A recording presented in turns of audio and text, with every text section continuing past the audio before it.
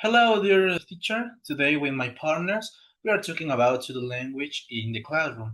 Okay, so my person, Justin Roman, let's talk about two important factors that influence the way people use language: age and gender. Okay, so for my opinion, age is one of the clearest examples we see in the classroom. Maybe children, teenagers, and adults express the same idea in completely different ways. Okay, for instance, a child might say, this game is fun. Could say this game is lit. Okay, and an adult teacher might say this game is interesting. Okay, they are all talking about the same activity, but their choice of word shows the influence of age as a teacher.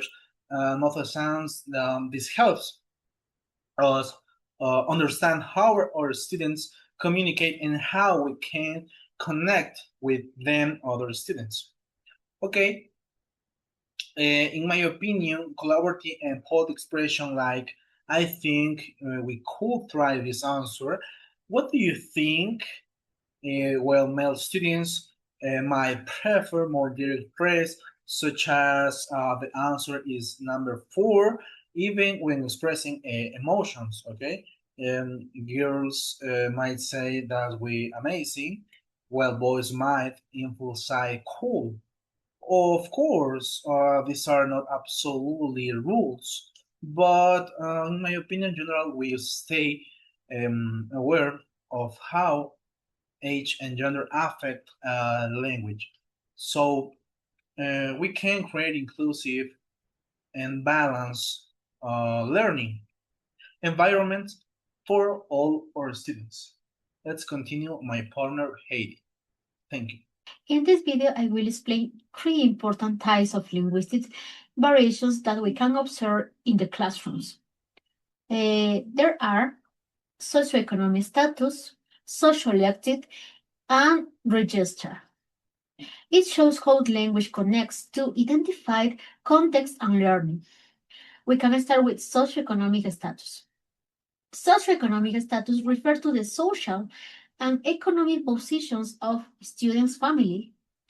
It affects access to resources, learning opportunities, and even the type of English they used.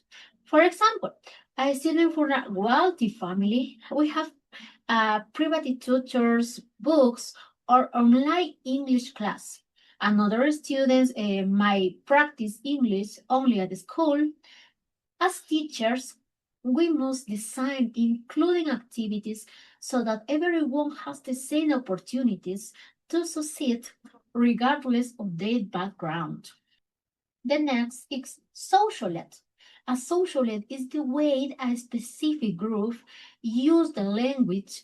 It emotion identify and belonging. For example, teenagers might say, that game was great. With others say, that game was really fun. Both are correct, but one refers to the young culture in the classroom. Recognizing social aids helps to connect with the students and guides them towards more formal English when it is necessary. Then we have register.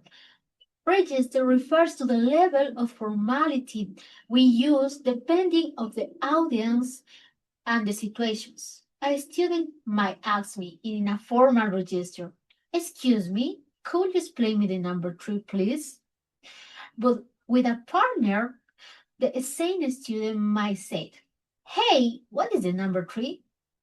Both are contextually appropriate, but our job as teacher is to help students understand when to use formal or informal registers, especially in academic and professional situations.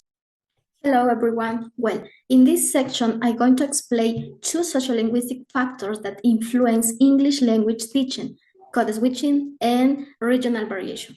Well, what is code switching? It occurs when a person is switching between two languages in the same conversation. in the classroom, it's common for students to mix English and Spanish to express themselves better or to understand instructions.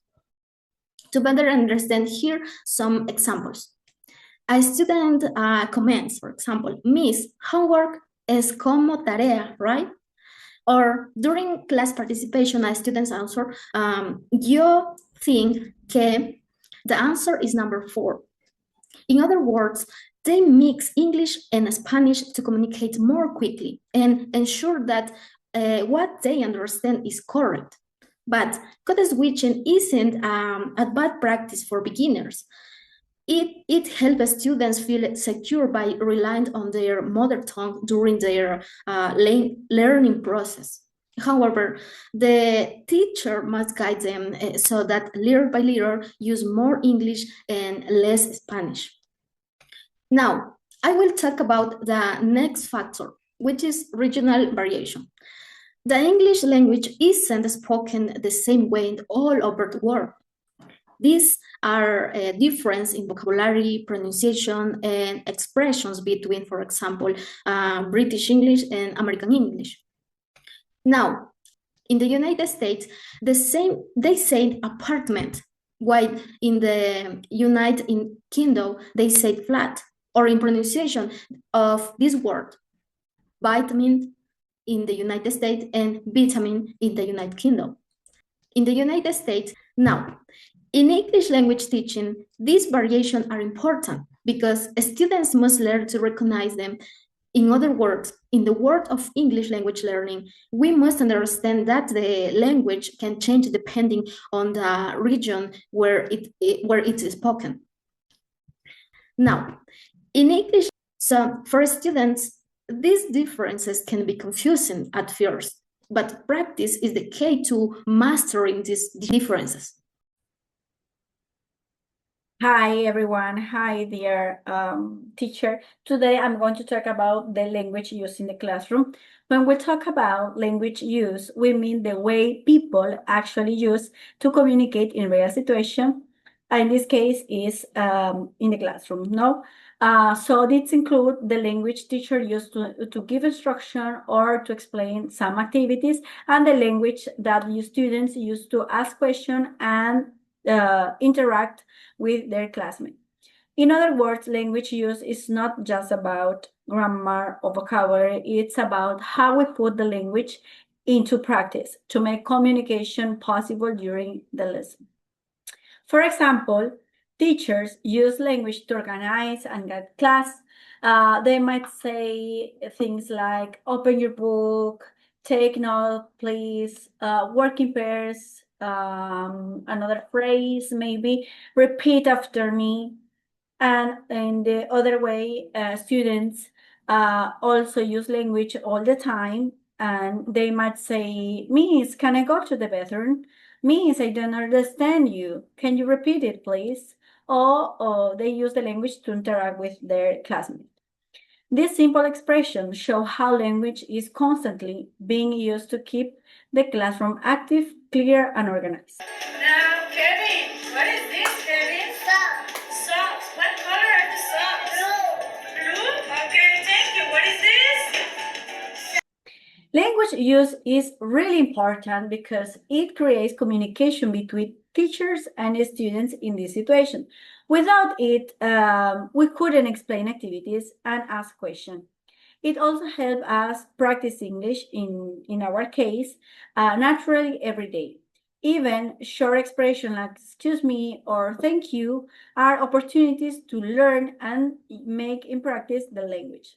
So language use goes beyond rules and grammar. It's about real communication and interaction inside the classroom, which makes learning more meaningful.